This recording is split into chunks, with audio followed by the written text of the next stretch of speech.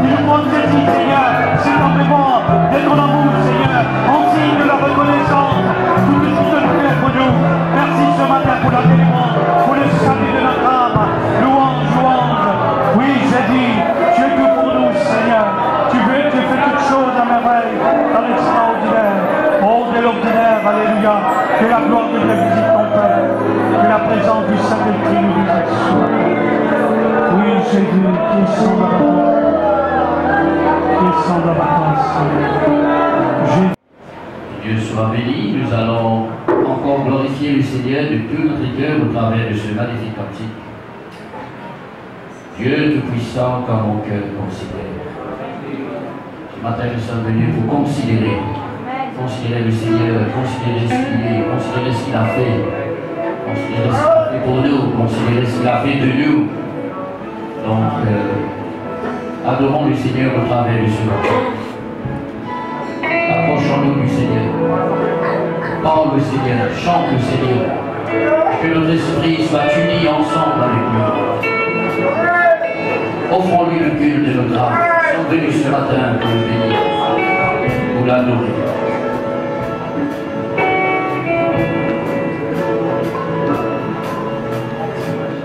Dieu Tout-Puissant. Dieu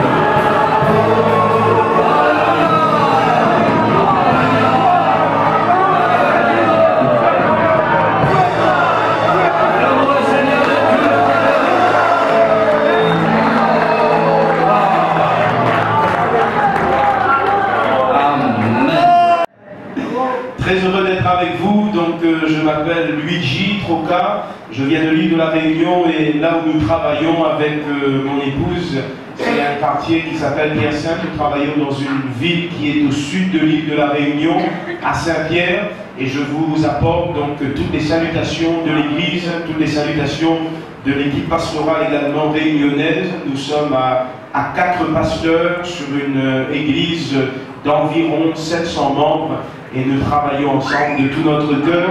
J'ai été encouragé et béni par l'intervention des jeunes ce matin et aussi par leur investissement dans l'œuvre de Dieu. C'est ce que je faisais remarquer au pasteur Lès. Je m'occupe un peu plus de la jeunesse à l'île de la Réunion et ça m'encourage toujours quand je vois des jeunes investis dans l'œuvre de Dieu. Alléluia.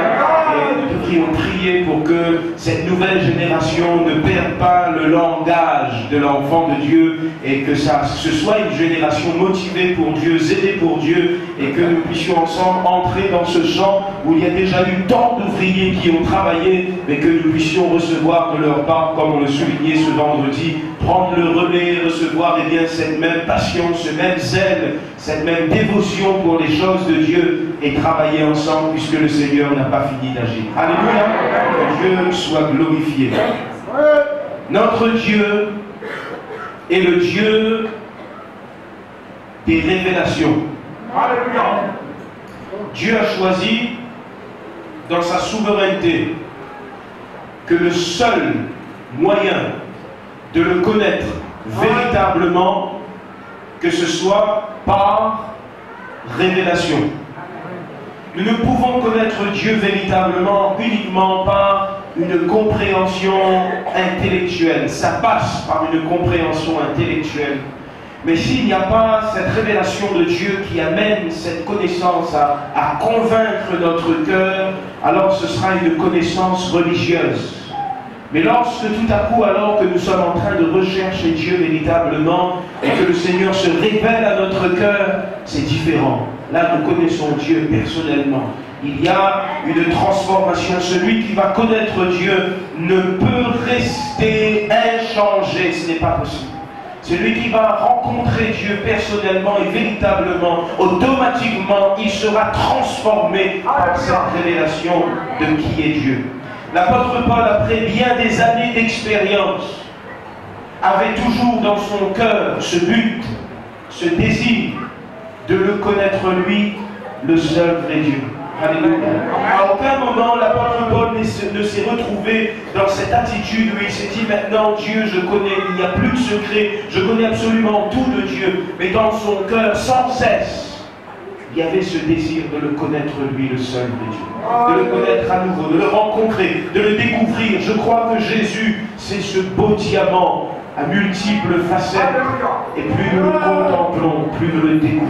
Alléluia. Plus nous sommes émerveillés, plus nous sommes passionnés, et plus nous le découvrons, plus nous sommes dépassés par sa grandeur, sa majesté, sa gloire. Et alors cela nous amène à réaliser l'immense grâce que nous avons, que de faire partie de ses enfants. Dieu va enlever et qu'il va mener avec lui pour toute l'éternité. Alléluia. La révélation que Dieu accorde à notre cœur, il le fait uniquement à celui ou celle qui va s'approcher de Dieu par Jésus-Christ. Celui qui va s'approcher par des pratiques religieuses, par des rites ou je ne sais quoi encore, ne pourra connaître Dieu véritablement. Mais celui qui va emprunter ce chemin unique, Jésus l'a dit, je suis le chemin, la vérité et la vie. Celui qui va emprunter ce chemin par la foi, s'approchant de Dieu, eh bien le Seigneur va se révéler à son cœur. Et lorsque Dieu se révèle à notre cœur, il ne change pas que nos actions, mais il change aussi nos réactions. Il ne change pas uniquement que ce que nous faisons. Ça, la religion aussi est capable de le faire. Un bon religieux est capable de dire maintenant, je ne fais plus ceci, je ne fais plus cela. Mais lui, le Seigneur, quand il se révèle à notre cœur, il change ce que nous sommes. Non pas physiquement, mais à l'intérieur. Et voilà pourquoi nous comprenons lorsque l'apôtre Paul dit, eh bien que ceux qui sont en Christ, nous sommes une nouvelle créature. Les choses anciennes sont passées. Il y a une nouvelle créature qui a été créée créé en Jésus-Christ. Alors, que se passe-t-il lorsque nous nous approchons de Dieu? Qu'est-ce que le Seigneur révèle au cœur de l'homme pour que l'homme soit transformé de cette manière? Que se passe-t-il pour que du jour au lendemain, une personne s'approche de Dieu et il y a cette révélation de Dieu et voilà que tout à coup, cette personne est prête à tout abandonner, à se donner à Dieu, à aller servir Dieu? Que se passe-t-il pour qu'un homme comme Abraham, avec toutes les richesses qu'il a, il est prêt à quitter son pays, sa patrie, tout abandonner pour servir Dieu? Que se passe-t-il pour qu'un homme comme Moïse soit prêt à quitter les richesses de l'Égypte pour se mettre au service de Dieu? Et tant d'autres exemples. C'est ce que nous allons découvrir ensemble ce matin au travers de la parole de Dieu. Je vous invite à lire avec moi, s'il vous plaît, dans le livre du prophète Ésaïe, le chapitre 6, et à partir du verset 1er. Ésaïe, le chapitre 6, et à partir du verset 1er. Et voilà ce que nous pouvons lire. Nous allons lire jusqu'au verset 8. L'année de la mort du roi Osias, je vis le Seigneur assis sur un trône très élevé, et les pans de sa robe remplissaient le temple. Des séraphins se tenaient au-dessus de lui. Ils avaient chacun 6 ailes, dont 2 ils se couvraient la face, 2 dont ils se couvraient les pieds, et 2 dont ils se servaient pour voler. Ils criaient l'un à l'autre et disaient: Saint, Saint, Saint est l'Éternel des armées. Toute la terre est pleine de sa gloire. Les portes furent ébranlées dans leur fondement par la voix qui retentissait, et la maison se remplit de fumée. Alors je dis: malheur à moi, je suis perdu, car je suis un homme dont les lèvres sont impures. J'habite au milieu d'un peuple dont les lèvres sont impures, et mes yeux ont vu le roi, l'Éternel des armées. Mais l'un des séraphins vola vers moi, tenant à la main une pierre ardente qu'il avait prise sur l'autel avec des pincettes. Il en toucha ma bouche et dit: ceci a touché tes lèvres, ton iniquité est enlevée et ton péché est expié. J'entendis la voix du Seigneur disant: qui enverrai-je et qui marchera pour nous? Je répondis: me voici, envoie-moi. Amen. Gloire à Dieu. À la fin de ce message, nous aurons une offrande spéciale. Ne vous inquiétez pas, il ne sera pas question de pièces, de billets, il ne sera pas question de ces paniers que nous avons, mais le Seigneur lui-même passera au milieu de nous et il va recevoir les vies, les cœurs, les personnes qui vont choisir de répondre comme le prophète Ésaïe: me voici, tel que je suis, me voici, envoie-moi. À la fin de ce message, le Seigneur lui-même, je le crois, par son esprit, passera au milieu de nous et recevra de la part de ceux qui choisiront de le faire, eh bien, de se mettre à part pour Dieu. Il va recevoir votre vie, vous former, vous façonner, vous modeler, afin que cette vie devienne utile entre les mains du Seigneur. Ésaïe le prophète, bien qu'étant un instrument béni, est un homme de la même nature que vous et moi. Il avait lui aussi ses manquements, il avait ses faiblesses, il avait ses failles. Ce n'était pas un homme parfait. Mais comme vous et moi, il avait lui aussi certainement des temps où il était découragé. Des temps où il ne comprenait pas forcément qu'est-ce qui était en train de se passer autour de lui. La Bible ne nous dit pas grand-chose concernant ses défauts, mais il devait en avoir parce que c'était un être humain comme toi et comme moi. Ésaïe n'a pas vécu dans un temps où les hommes étaient particulièrement proches de Dieu.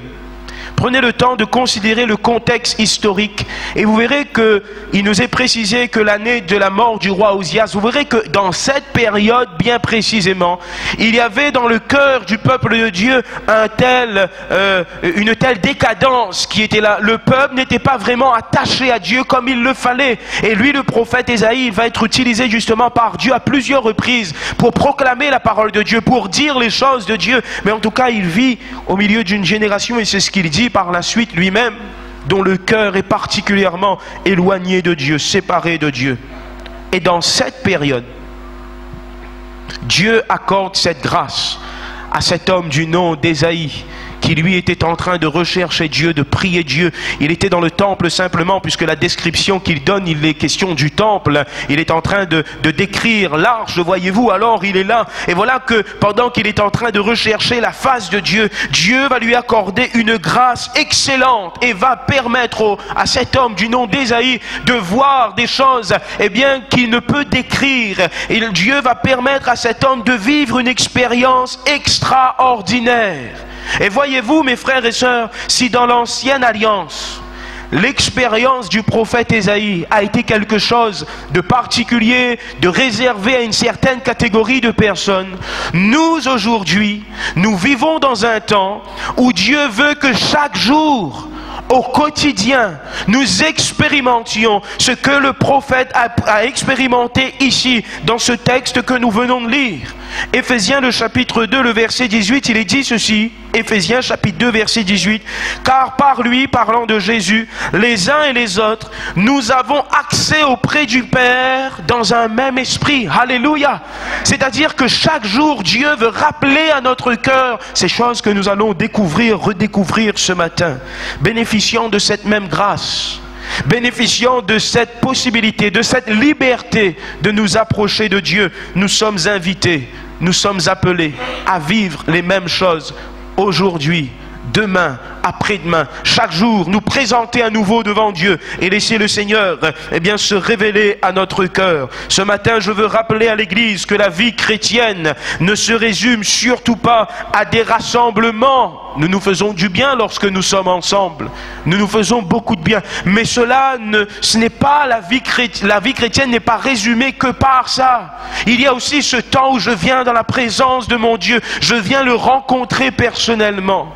Par la grâce de Dieu, j'ai déjà eu la possibilité de vivre pas mal d'expériences comme là avec vous, avec des églises d'autres pays, quelquefois avec des foules de personnes lorsque nous faisons des rassemblements où il y a toute l'île qui est rassemblée, quelquefois avec plus de 1000 jeunes où nous sommes là et nous nous faisons beaucoup de bien. Mais les fois où j'ai vécu les plus belles expériences, ça a été lorsque j'ai été seul au pied de mon Dieu, que personne ne me voyait. Ça a été dans ces moments où j'étais là en train de dire ce que je suis véritablement. Au moment où j'étais là seul à seul avec mon Seigneur, dans cette rencontre, dans cette intimité. Et là, il y a eu le surnaturel de Dieu qui a été révélé à notre cœur. Mes frères et sœurs, lorsque nous venons dans la présence de Dieu, il y aura toujours une claire révélation de la gloire de Dieu. Alléluia. Lorsque nous nous approchons de Dieu, et c'est ce que va vivre ici le prophète Ésaïe, il est là, il est en train de s'approcher de Dieu, il est en train de rechercher la face de Dieu, et voilà que tout à coup il va voir quelque chose de glorieux, voilà que tout à coup il va voir quelque chose qui dépasse son entendement. Il n'arrive pas à décrire. S'il essaie d'expliquer ça à des personnes qui ne connaissent pas le Seigneur, les gens vont le prendre pour un fou, pour quelqu'un de bizarre. Et pourtant, alors qu'il est là dans l'intimité de Dieu, il reste sans mots, il est subjugué, il y a une révélation de la gloire de Dieu. Ça, même le plus grand des prédicateurs, s'il en existe un, n'aurait pu expliquer à Ésaïe ce que Dieu est de cette manière. Ce n'était pas possible. Il n'y a pas de mots suffisamment fort, suffisamment profond pour décrire qui est Dieu. Et ce matin, si je voudrais essayer de vous décrire qui est Dieu, je n'y arriverai pas. Mon vocabulaire est bien faible, mes mots sont bien trop faibles, mon vocabulaire est trop limité. Voilà pourquoi mon but ce matin, c'est de vous encourager à y aller dans la présence de Dieu. Puisque nous avons accès, puisque nous avons, eh bien, ce chemin a été inauguré par le Christ, venons-y dans cette présence et nous verrons le Seigneur. Et tout à coup, Ésaïe, il ne verra pas un petit Dieu fait de main d'homme. Tout à coup, il va réaliser que Dieu n'a absolument rien à voir avec ces idoles qui ont des yeux mais qui ne peuvent voir, qui ont des mains mais qui ne peuvent agir, qui ont des oreilles mais qui ne peuvent entendre, qui ont une bouche mais qui ne peuvent parler. C'est ce qu'il dira par la suite dans son livre qu'il écrit, voyez-vous. Mais tout à coup il réalise que c'est un Dieu qui le dépasse de très loin. Il réalise que c'est un Dieu qui est glorieux. Tout à coup il est là, il prend conscience que Dieu est celui qui règne en force et en majesté.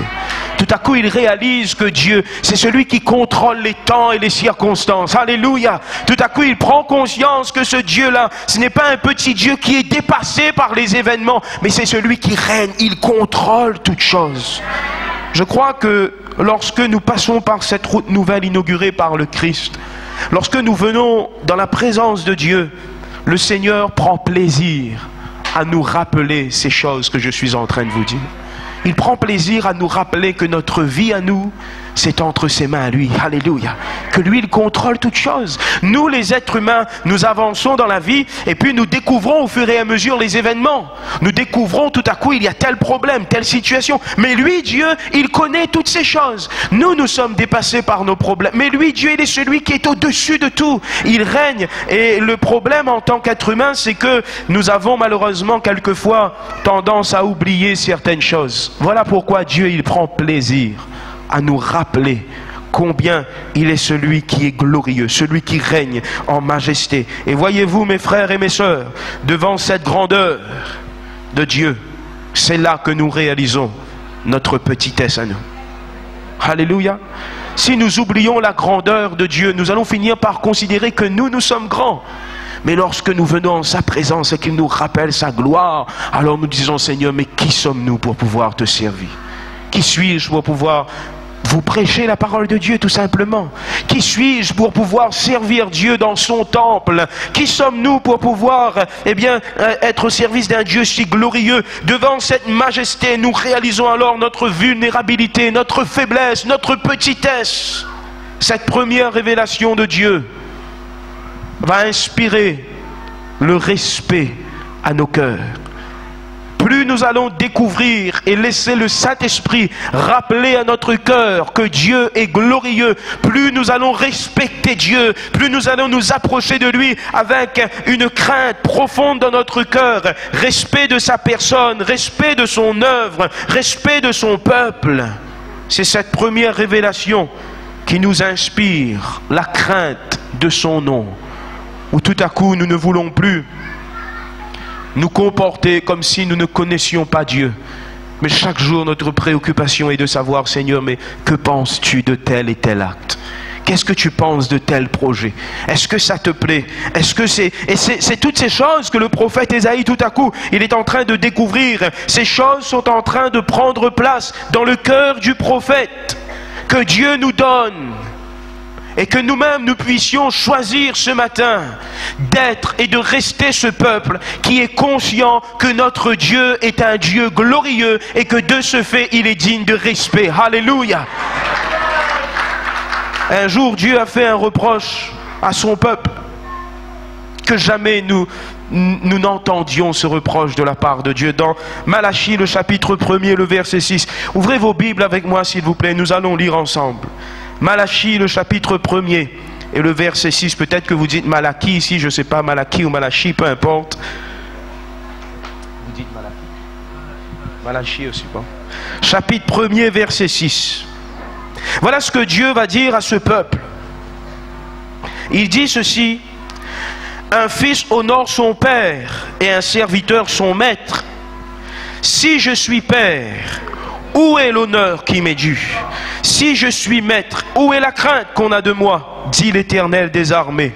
Vous, à vous, sacrificateurs, qui méprisez mon nom et qui dites: en quoi avons-nous méprisé ton nom? Voilà ce que Dieu est en train de dire à son peuple. Que se passe-t-il? Ce sont des gens qui, avec le temps, ont oublié que Dieu est glorieux, que Dieu est digne de respect, que nous devons absolument craindre Dieu, le respecter. Ce sont des gens qui ont pris l'habitude de faire les choses. Alors je fais comme ça, on a l'habitude. Je sais qu'il faut lire la Bible, je sais qu'il faut prier, je sais qu'il faut chanter. Mais cependant, mon cœur ne réalise plus forcément combien Dieu est glorieux, combien il est digne de respect. J'aimerais dire ce matin que la véritable crainte de Dieu ne peut venir que de cette révélation de qui est Dieu. Sinon, ce sera uniquement une peur religieuse. Mais lorsque nous rencontrons Dieu, alors nous craignons son nom. La crainte, ce n'est pas la peur de Dieu, mais c'est cette préoccupation de lui être agréable, de plaire à Dieu, d'être en plein dans sa volonté. Noé a certainement eu part à cette révélation de Dieu, puisque dans le livre des Hébreux, il est dit ceci, que Noé a été saisi d'une crainte respectueuse. Alléluia. Il y a eu ce moment où Noé, lui aussi, homme de Dieu remarquable, il a eu cette crainte respectueuse qui s'est emparée de son cœur. Ça, c'est notre Dieu. La deuxième chose que je voudrais développer avec vous, et c'est ce que le prophète Ésaïe, il est en train de découvrir et de redécouvrir dans la présence de son Dieu. Les versets 2 et 3, il est parlé de la sainteté de Dieu. Il est parlé de la pureté de Dieu. Pendant qu'il est là en train de contempler le Seigneur, pendant qu'il est là en train d'admirer le Seigneur, tout à coup il est dit, des séraphins se tenaient au-dessus de lui. Il avait 6 ailes, dont 2 il se couvrait la face, 2 dont il se couvrait les pieds, et 2 dont il se servait pour voler. Et ils criaient l'un l'autre, ils disaient, Saint, Saint est l'Éternel des armées, toute la terre est remplie de sa gloire. Alléluia. Dieu révèle premièrement sa gloire, sa majesté. Et deuxièmement, Dieu veut absolument que celui qui s'approche de lui soit conscient, convaincu que Dieu est saint. Que Dieu est saint. Avez-vous remarqué avec moi comment il est important pour Dieu de révéler sa sainteté? À chaque fois qu'il y a eu des personnes qui se sont approchées de Dieu, Dieu a pris toujours le temps de révéler sa sainteté.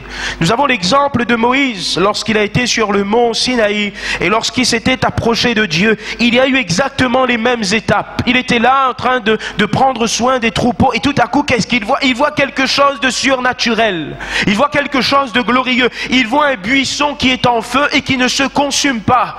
Il voit qu'il y a quelque chose qui dépasse l'entendement humain. Il voit qu'il y a quelque chose de glorieux, alors il s'approche et tout de suite, que se passe-t-il? Dieu révèle sa sainteté à Moïse. Pourtant il y avait une urgence. Le peuple d'Israël était en train de souffrir en Égypte là-bas. Dieu aurait pu se dire, bon, on va voir ces choses après. Écoute Moïse, il faut que tu ailles délivrer le peuple d'Israël. On va faire vite parce qu'ils sont en train de souffrir. Allez, on va vite passer à l'œuvre. Non, non, non, non.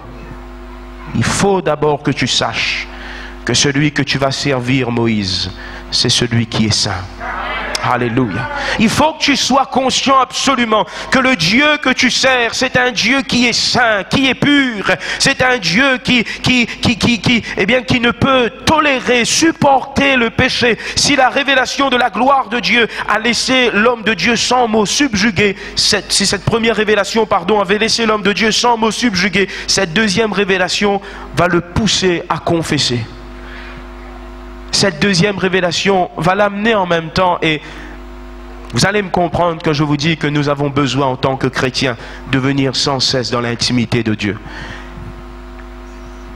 Découvrant à nouveau ou découvrant pour la première fois la sainteté de Dieu, l'homme de Dieu est convaincu de péché. Pour illustrer ça, j'aimerais vous dire qu'il existe blanc et blanc. Il y a des blancs qui sont d'un blanc éclatant, une feuille blanche ou une nappe blanche par exemple. Et puis il y a des blancs qui sont d'un blanc un peu moins éclatant. Vous êtes d'accord? Il y a un blanc qui est un petit peu plus jauni, pas jauni le prénom, jauni du verbe jaunir, d'accord? Et tant que je reste avec un blanc qui est légèrement jauni, j'appelle ça blanc. Mais lorsque je compare ce blanc à un blanc d'un éclat magnifique, alors je prends conscience que tout compte fait, le premier blanc, il n'est pas aussi blanc que ça. Et voyez-vous, si nous restons loin de l'intimité de Dieu, nous pouvons finir par considérer qu'au final, nous sommes des chrétiens excellents. Nous sommes des gens parfaits. Il n'y a plus de péché en nous, il n'y a plus de fraude, il n'y a plus de rien du tout. Je ne dis plus de gros mots, je ne vole pas. Alors je suis quelqu'un de parfait presque. Mais lorsque je m'approche de Dieu et que lui, il me révèle sa sainteté, c'est alors que je réalise que je suis toujours dans cette nature humaine Je suis toujours dans ce corps de chair. Je suis toujours malheureusement soumis à certaines choses que je n'aime pas, que je ne veux pas. Mais cependant, voyez-vous, cette intimité de Dieu, c'est ce qui va me permettre de réaliser combien mon Dieu, il est saint. Et voyez-vous, à chaque fois que la parole de Dieu nous révèle la sainteté de Dieu, à chaque fois que le Seigneur nous révèle sa sainteté, sa pureté, et par la même occasion notre impureté à nous, puisque la Bible dit que même notre justice est encore comme un vêtement souillé devant Dieu, parce que mon Dieu c'est celui qui est saint et qui est pur. Alors voyez-vous, ces choses me projettent dans la grâce de Dieu. Alors, et le frère il l'a souligné tout à l'heure, et j'aime parler de la grâce de Dieu. Plus je découvre la sainteté de mon Dieu, plus je comprends que en dehors de la grâce de Dieu, je ne peux pas servir Dieu. C'est pas possible. Il est saint, il est pur, et moi je suis impur. En dehors de l'alliance, en dehors de la grâce, et le frère le disait tout à l'heure, en dehors de la grâce, le Saint-Esprit ne peut se servir de moi. En effet, si je m'approche de Dieu en dehors de sa grâce, je ne peux rester en sa présence. C'est au moment où je dis, Seigneur, je ne mérite absolument rien, mais c'est ta grâce qui me permet d'être là. Alléluia. C'est ta grâce. Je ne suis pas en train d'applaudir le péché. Je ne suis pas en train de dire que le péché, ce n'est pas grave, on va faire tout et n'importe quoi, on s'essuie la bouche et puis on recommence. Ce n'est pas ça que je suis en train de dire. Mais je veux vous dire, mes frères et mes sœurs, que dans l'intimité de Dieu, Dieu me rappelle que ce n'est pas à cause de ma pureté à moi que je peux être un instrument entre ses mains, mais c'est à cause de sa grâce. Alléluia. C'est important, à cause de sa grâce. Et justement, la sainteté de Dieu nous pousse, nous projette dans la grâce de Dieu. Quelle grâce excellente, c'est ce que Dieu fait découvrir aux prophètes. Celui qui sert Dieu doit comprendre que c'est une grâce, que c'est une faveur imméritée. Je n'ai aucun mérite de pouvoir servir Dieu. Dieu me fait grâce. Il fait grâce à qui il fait grâce. Il fait miséricorde à qui il fait miséricorde. Il n'a pas vu en moi quelque chose de supérieur à vous, je ne sais quoi. Il a choisi que ce soit comme ça. Nous n'y sommes pour rien. C'est Dieu qui a choisi. Et que se passe pour le prophète? A-t-il fait quelque chose d'extraordinaire? Non, il est juste venu dans l'intimité de Dieu. Le verset 6, il va entendre ces paroles merveilleuses. Ton iniquité est enlevée, ton péché est expié. Alléluia. Quelle grâce excellente. Quel est le moyen que Dieu utilise? Il y aura un séraphin, un ange, une créature angélique qui va prendre de l'autel de Dieu et venir jusqu'à l'homme de Dieu et toucher ses lèvres. Et voyez-vous, c'est à partir de là que tout à coup il va y avoir ce renouvellement, la vie. Voilà que tout à coup le prophète Ésaïe ne sera plus soumis à ces choses qui le tenaient séparé de Dieu jusqu'à maintenant. Mes frères et mes sœurs, nous avons eu beaucoup plus qu'un ange. Nous avons eu beaucoup plus qu'un charbon ardent qui a été posé sur nos lèvres. Nous avons eu Dieu lui-même. Nous avons eu Jésus-Christ qui a quitté le ciel de gloire, qui est venu sur la terre, qui a donné sa vie, qui a laissé que son sang soit répandu sur le bois de la croix, qui nous a lavés, qui nous a purifiés, afin que nous soyons pardonnés. Alléluia. Afin que nos iniquités soient enlevées, que nos péchés soient expiés. Alléluia. Alléluia. Ça, c'est le Seigneur qui l'a fait. Nous avons eu beaucoup plus qu'un ange. Donc, voyez-vous, je ne mérite absolument rien. C'est sa grâce. C'est son œuvre. C'est lui. Lui, il est venu jusqu'à moi. Et il a fait de moi ce que je suis aujourd'hui. Il est question, ce matin, d'une alliance excellente. De cette alliance nouvelle, dans laquelle Jésus prend plaisir à pardonner les péchés. Alléluia. La Bible dit ceci, que notre Dieu, il ne se lasse pas de pardonner. Amen. Heureusement, sinon qui pourrait encore se tenir devant Dieu? Qui pourrait encore se présenter devant Dieu? À notre Dieu qui ne se lasse pas de pardonner. Il est question de Jésus, qui non seulement, ôte nos péchés, enlève nos iniquités, mais aussi il nous équipe, il nous remplit de son Saint-Esprit, il nous donne quelque chose de surnaturel, afin que nous puissions accomplir des choses glorieuses pour l'honneur de son saint nom. Je veux terminer avec mon dernier point ce matin, que nous découvrons au verset 8. C'est seulement après avoir pris conscience que Dieu est glorieux, et que de ce fait, il est digne de respect. C'est seulement après avoir réalisé que Dieu est celui qui est saint et que si je peux faire quelque chose dans l'œuvre de Dieu, ce n'est pas à cause de mes mérites, c'est à cause de sa grâce, à cause de son amour envers moi, parce que lui, il a payé le prix, lui, il a répandu de son sang pour que mes fautes soient enlevées, pour que mes fautes soient pardonnées. C'est seulement là que Dieu lui dit alors, qui enverrai-je? Voilà ce que j'ai à faire. Comprenez ceci. L'Église, c'est le corps de Christ. Jésus, il en est la tête. La tête forme des projets, il a des objectifs, il veut faire des choses. Mais la tête n'est pas en mesure de faire la chose sans le corps.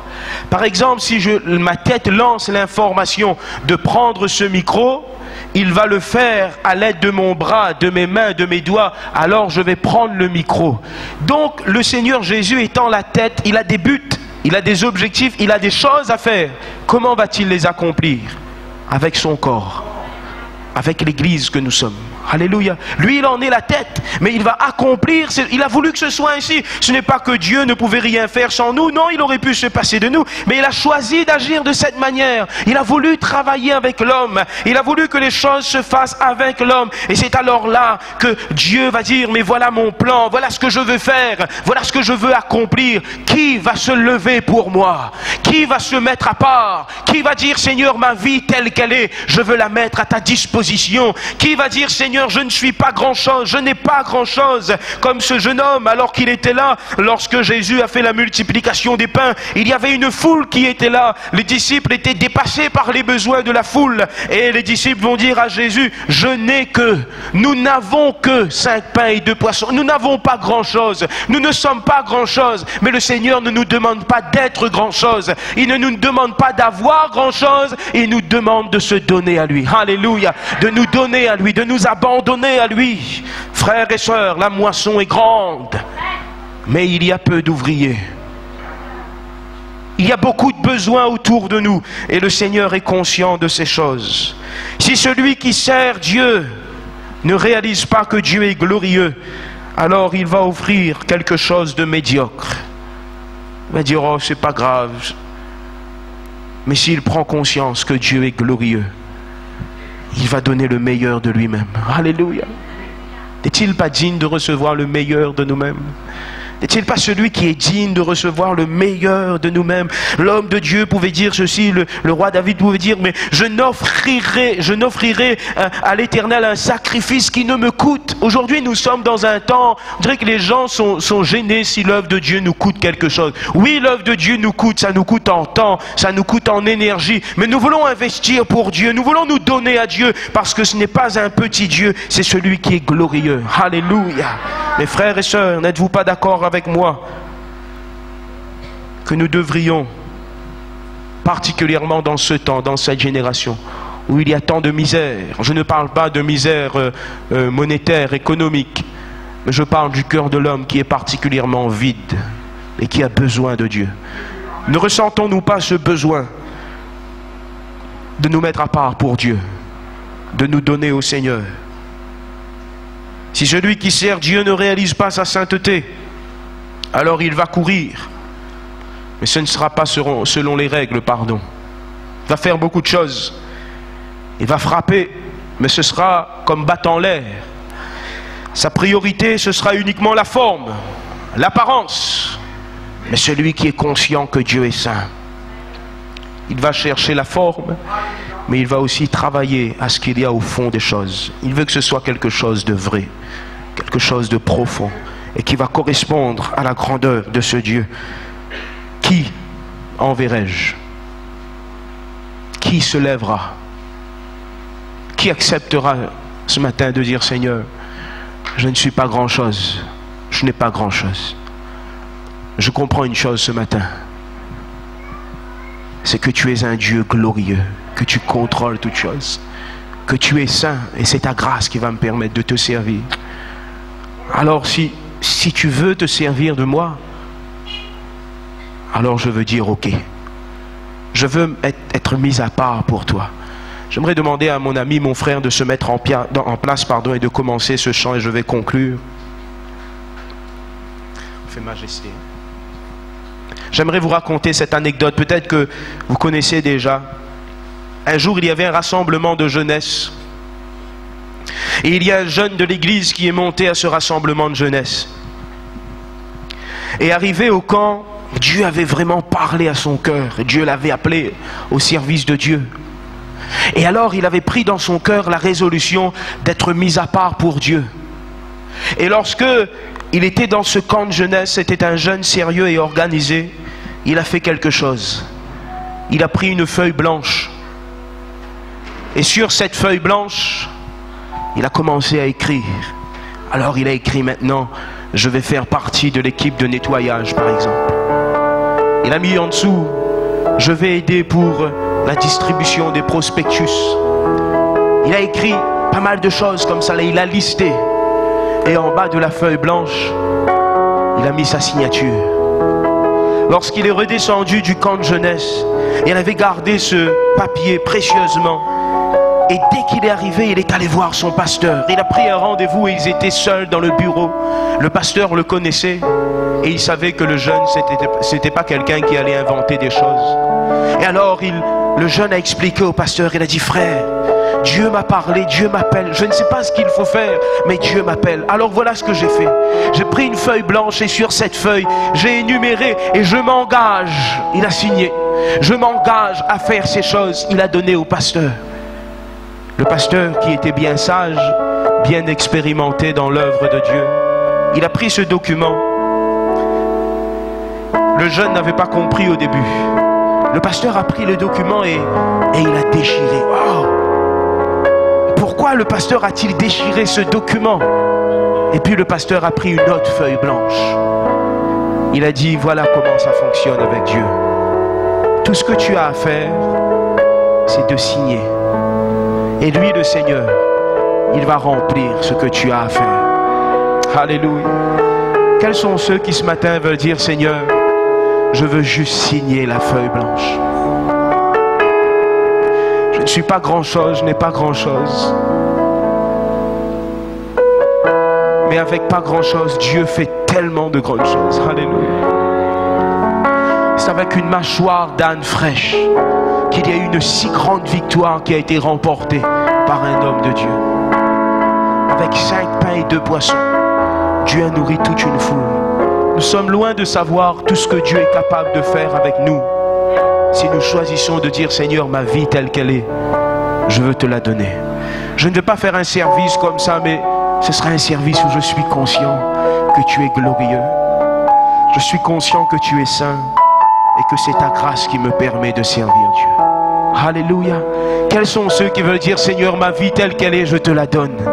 Telle qu'elle est, je veux la mettre à ta disposition. Alors vous allez pouvoir vous consacrer. Vous allez pouvoir répondre personnellement à votre Seigneur. Vous allez pouvoir dire à votre Dieu, tel que je suis, je me donne à toi. Et moi, je veux bénir Dieu maintenant pour ces moments qu'il nous a donnés. Juste après, j'aimerais vous apprendre juste le refrain d'un chant qui dit, Majesté, ta grâce m'a pris tel que je suis, sans valeur, mais pour toi, perle de prix. C'est tout ce que nous dirons, mais d'abord, je veux prier le Seigneur. Alléluia. Jésus, merci pour ton amour. Merci pour ces moments passés en ta présence.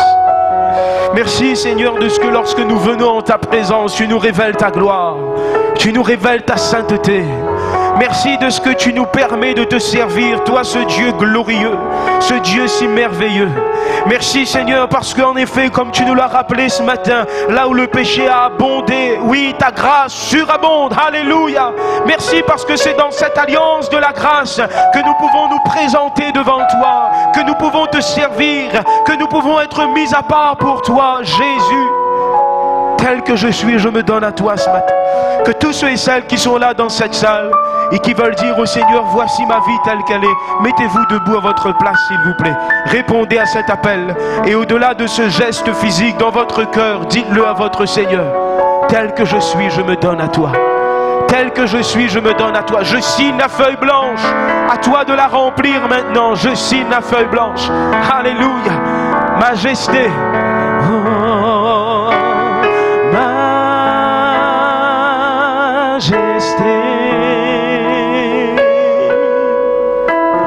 Majesté.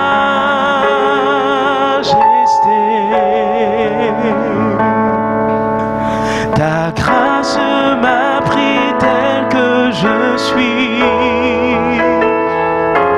sans valeur, mais pour toi, perle de prix.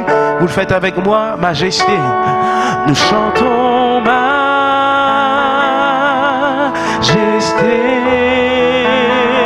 Jésus, majesté.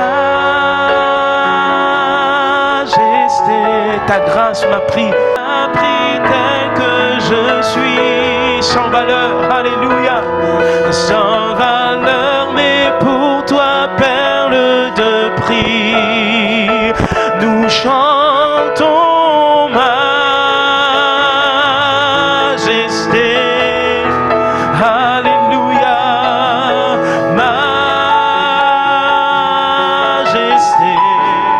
Ta grâce m'a pris tel que je suis, ta grâce m'a pris tel que je suis, sans valeur, mais pour toi, perle de prix.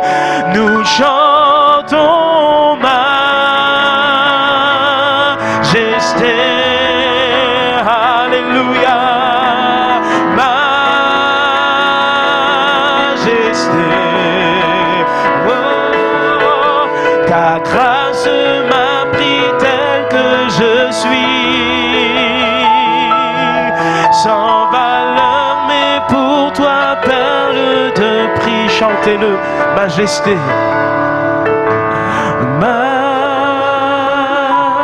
Majesté, alléluia,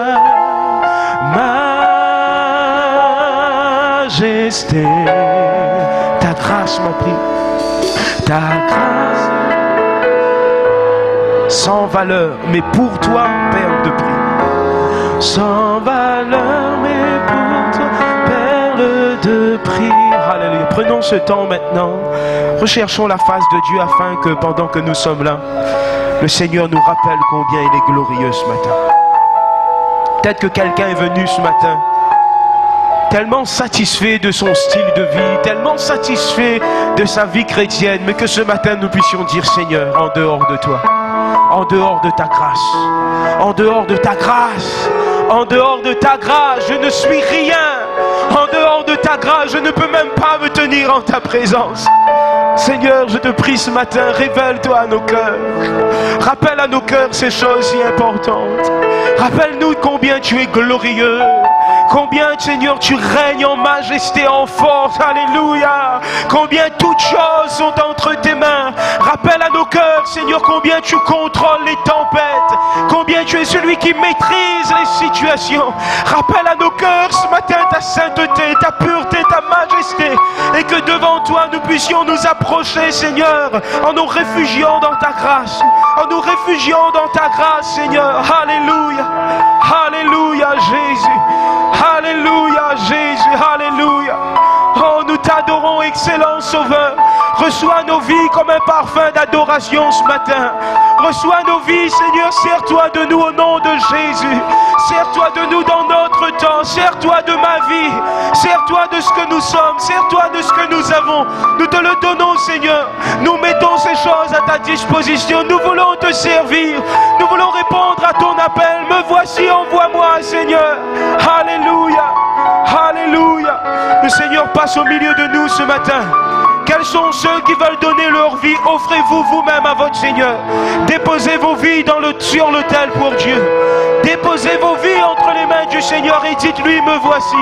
Me voici. Alléluia. Alléluia. Chantons-le, majesté. Nous chantons majesté.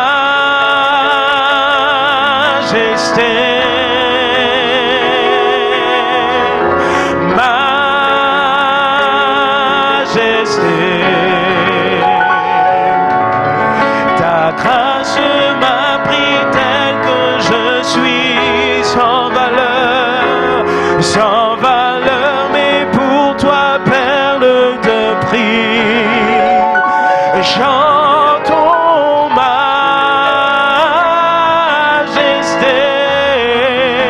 Tu es digne, Seigneur, majesté.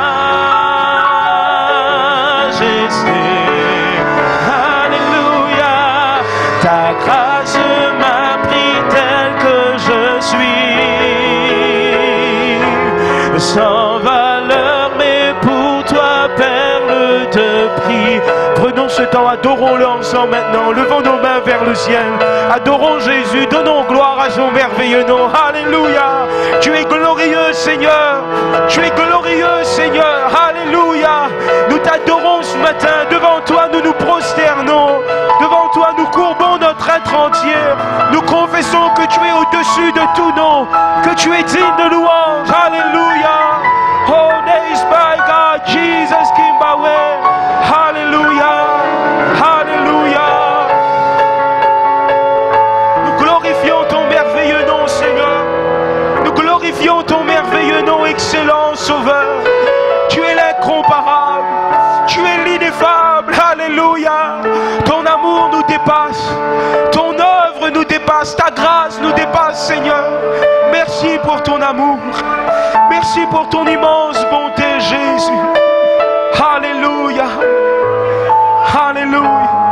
Scarab Lord, Jesus, planted fire in the mind. He does supply the Lord of the mighty can Father like a way. God and see around me fire Lord in the mind I can have a far away. He does show Lord in the mind I come out of one from Baba way. Hallelujah. Hallelujah. Hallelujah. Alléluia. J'aimerais que nous prenions ce temps maintenant et qu'ensemble nous confessions la grandeur de notre Dieu. Les paroles sont simples, sont simplement « Oh Dieu, tu es grand. Oh Dieu, tu es grand. Oh Dieu, tu es grand. » Nous chantons « Oh Dieu, tu es grand. » Tous verront qu'il est si grand, notre Dieu. Oh Dieu, tu es grand. Oh Dieu, tu es grand. Oh Dieu, tu es grand. Nous chantons, oh Dieu, tu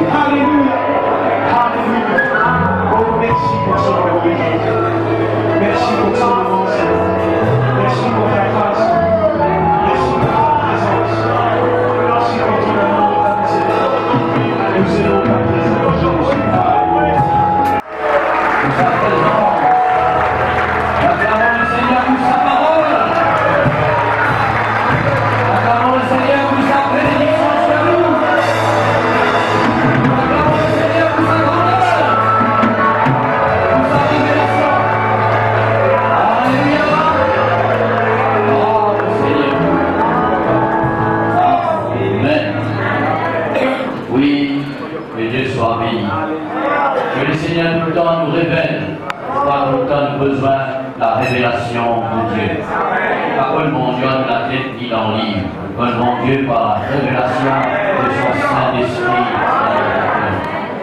Amen. Nous remercions le frère pour sa présence, sa visite avec nous. Donc, nous souhaitons la famille qui se passe une très bonne vacance jusqu'à ce départ. Que Dieu bénisse. Et nous encourageons le frère pour qu'il continue et persévère dans cette voie que le Seigneur a tracée pour lui. Et un grand avenir est devant notre frère. Dieu va se servir de lui d'une façon extraordinaire pour la génération présente et future. Que Dieu sera béni. Amen. Alors, avant de nous séparer, nous allons chanter aussi un dernier petit cantique. J'aime glorifier le Seigneur, adore le Seigneur, et vous aussi pareil. Alors, all honor, all glory, all power to the Lord. Alléluia. C'est lui qui mérite tout honneur, toute gloire. Que Dieu soit béni. Oh.